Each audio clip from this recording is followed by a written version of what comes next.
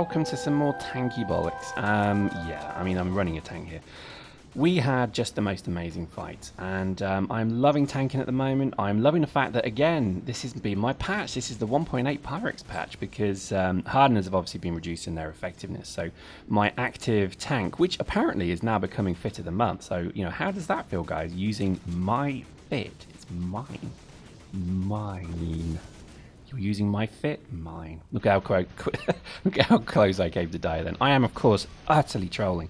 This fit is one of these funny things. It's a real kind of glass cannon fit. Well, I guess it kind of isn't, but the reason I kind of say that is because it is patchy if it works. I mean, again, I'm fabulously wealthy, as we all know, and I'm just going to remind everyone of that. I'm fabulously wealthy, and when I play this game, I don't actually even give a shit about ISK. I don't care about it. I don't think about it. Because I'm fabulously wealthy. So being fabulously wealthy, what I generally find I do being fabulously wealthy is that I don't need to kind of worry about the tanks that I run. So, you know, I can call in 2 or 3 Madrugas a match quite happily, and, you know, most of it's well, no, I think actually not all of it's complex. I think there's maybe the iron cannon, which, again, I'm kind of, let me tell you a story. I'm getting a bit pissed off with the iron cannon at the moment, because I just generally am noobing it up, and I just keep overheating. And yet, when I run the neutron cannon, I don't. And I think it's because maybe it just does less damage to the point where you then pause and then shoot again. It's a difficult thing to kind of comprehend, I know, but it's weirdly enough, I'm actually contemplating just going back to the neutron. But anyway, this fit is an interesting one because it seems to be paying dividends quite excessively right now. Because obviously that active fit, that active boost, if you like, is just working very well. Yeah, you still die. I mean, again, I do worry that people watch these videos and maybe think that, you know, if I edit, say, 5 tank kills into a match, that means that I just use 1 tank to do it. I will generally always show my losses, don't get me wrong, but it's always a funny thing, because I think people maybe just think, oh my god, that looks so much fun, I'm going to go and get a Madruga right now and run it into the enemy and because it's not like that. Okay, you need to bear that in mind. You know, what you're seeing here is an edited match. And I'm not editing things out, but I'm telling you quite clearly, you know, you will see me just engage 5-6 tanks in a row, but it's not like that. There's a lot of waiting around, and there's a lot of luck with this as well. As you see here, look, almost died again. In fact, I am bloody lucky I didn't die right there.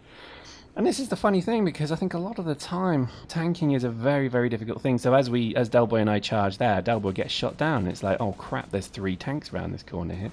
And that's not good. That's really not good. So again, I almost die once again, and it's like this is the thing of tanking, is it is incredibly luck based, massively luck based.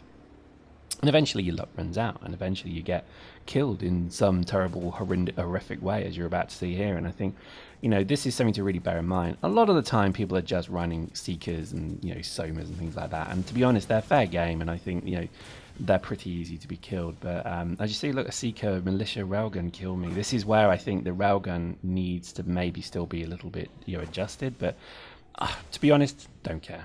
I'm sick of the nerf buff culture in this game. I really am. And I would rather they just say, right, for the next 6 months, nothing's going to change. Up to you guys. And then at least we accept that this is the way it is. I think generally the suits are looking quite strong. I don't feel there's a stronger suit over other things, maybe except the scout, which is why I think brick tanking should be maybe one of the last things that they just address. But then again, do they need to? This is the thing. Do CCP always need to intervene to change things to stop us using it? No, they don't. Because the reality of a lot of things like brick tanking is people are going to realise they're slow as hell, and they're actually pretty stupid to brick tank, because it doesn't really give you the benefit of using a scout. So, you know, I mean, again, a lot of people obviously complain about that. I'm sure a lot of people will create effigies of me and burn me because of what I've just said, but I don't care. At the end of the day, it's, you know, it's just, I think, something to bear in mind, that a lot of these fits are just migratory. Okay. Now, for those of you who kind of hate bomb trucking, watch this. I'm about to be bomb trucked. Kablow. Oh, bollocks. Now, how does that make me feel? I laughed, dudes, because at the end of the day, there's nothing wrong with bomb trucking as I run over 3 dudes. That was my little revenge, by the way. But I think that, yeah, there's a funny thing at the moment where it's very difficult to kind of say anything's OP or not. because of the behaviors of the people that are using it. So I think a lot of the time people would just, I mean, again, it's happening right now. People are theory crafting what's the next great fit, what's the next great tactic. For all we know, it could be assault rifle and scout, or it could be, I don't know, shotgun and heavy. Who knows? It could be, it really could be at one point, those kind of fits. And I think we just have to accept that there is a group of people who want to win so keenly over playing and having fun, because let's not forget it's a game. There are a group of people who just want to win and avoid the fight as best they can. So if they can win through not fighting, they will do that. And that's why the fit of the month is kind of the thing, because people are obviously saying, well, and I have to kind of, make a point here that, I've always run Galactic Scout. I know I'm protecting my bubble here, but I've always run Galactic Scout. I changed the Mimitar in Uprising, but I'm back. That's my fit. That's what I ran in Uprising for a Chromosome for a long time. And it's because it's mine. It's what I do. So I think a lot of people are kind of, they've migrated onto that fit. It's just, amazing the Galactic Scout is the fit of the month. But it won't take long for something else to be. You'll be like, all right, if you fit this module to the Caldari Scout and you fit this gun and you do that, this then is an amazing fit. And that's all it takes. That's literally the way these games work. Is it just takes somebody to figure it out, then him to kill everyone in the map, in the game, and then everybody will start copying. I don't think there's anything wrong with that, to be honest. I think it's just part of the game. It's fun as well. And I think a lot of the time I do look at some fits and say, well, what the hell are they running? And you try and kind of reverse engineer their fits and you try and work out maybe what they're doing. But again, a lot of it does come down to just the personal behaviors of the dudes. So there we go. Hope you enjoyed that. We'll see you next time.